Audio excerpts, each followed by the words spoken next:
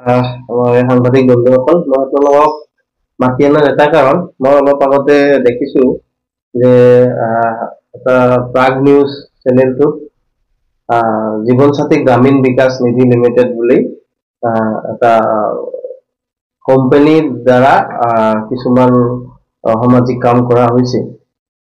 তাত ডিৰেক্টৰ হিচাপে মোৰ নামটো তাতে দেখুওৱা হৈছে আৰু কৈছে যে বিজনেছ বিধায়কো ইয়াতে সামৰি লোৱা হৈছে। তো সেইকাৰণে মই আপোনালোকক জনাইছো, আচলতে এই কোম্পানীটো খোলা হৈছিলে 2020ত। তেতিয়া মই বিধায়ক নাছিলো, কিন্তু তেতিয়াৰ পৰা কোভিডৰ কাৰণে কোম্পানীটোৰ কোনো এক্টিভিটি নাছিলে। কিন্তু মই যেতিয়া 2021ত বিধায়ক হলো, বিধায়ক হোৱাৰ পিছত মই লগে লগে যদি বিধায়ক এজন তেনেকুৱা কোম্পানীত ডিৰেক্টৰ থাকিব নোৱাৰে, মই লগে লগে ৰিজাইন কৰিছিলো। 10/7/2021 মই ৰিজাইন কৰিছিলো। তেওঁলোকে মোক একচেপ্ট কৰি দিছে আৰু তেওঁলোকে বাকী দুজন ডিৰেক্টৰ আছে আৰু দেখুৱাইছিলে গুগলৰ পৰা মোৰ নামটো উলিয়াই পেলাই দেখুৱাই আছিলে। আচলতে গুগল হৈছে এটা প্ৰাইভেট কোম্পানীৰ দ্বাৰা পৰিচালিত।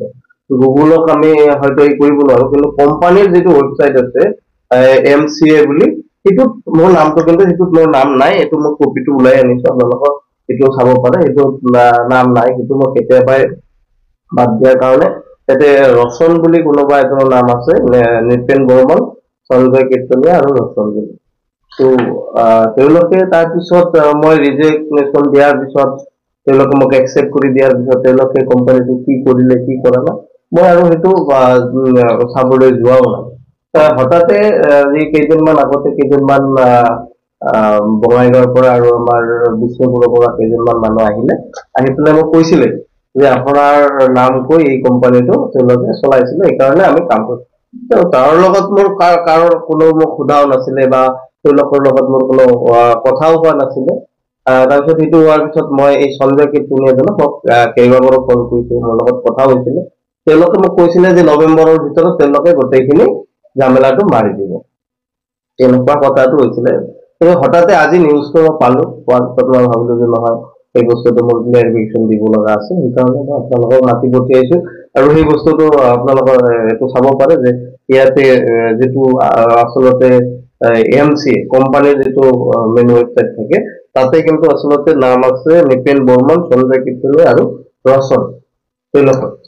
আৰু মোৰ ৰেজিগনেশ্যন লেটাৰটো আপোনালোকে হ'ব পাৰে 10/7/2021 হ'ব।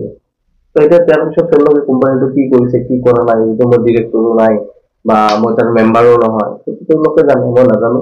এই বস্তুটো যাতে মানে কিছুমানে হয়তো মিডিয়াত বজাইছে, আচলতে তেওঁলোকে MCA-টোহে চাব লাগে, গুগলটো চাব নালাগে। গুগলটো যিহেতু কোনো ব্যক্তিগত প্ৰতিষ্ঠানহে, গুগলটো আমি হয়তো তাক কেতিয়া তেওঁলোকে চেঞ্জ কৰিব নকৰিব সেইটো আমি নাজানো, বা সেইটো আমি আমাৰ হাতত নাথাকে। আমি যিটো কোম্পানীৰ ৱেবছাইটত আমি কৰিব পাৰো সেইটো মই কেতিয়াবা কৰিলো।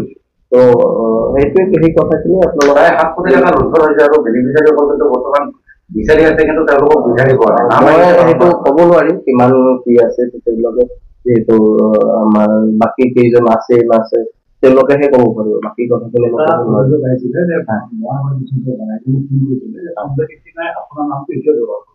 নাই, সেইকাৰণে মই বস্তুখিনি লৈ আহিছো, যিটো সঞ্জয় কীৰ্তনীয়া নিজে ইয়াতে চিগনেচাৰ কৰা আছে, নিপেন বৰ্মনে চিগনেচাৰ কৰা আছে, একচেপ্ট বুলিও লিখি দিয়া আছে, গোটেই বস্তুটো মোৰ তাতে আছে।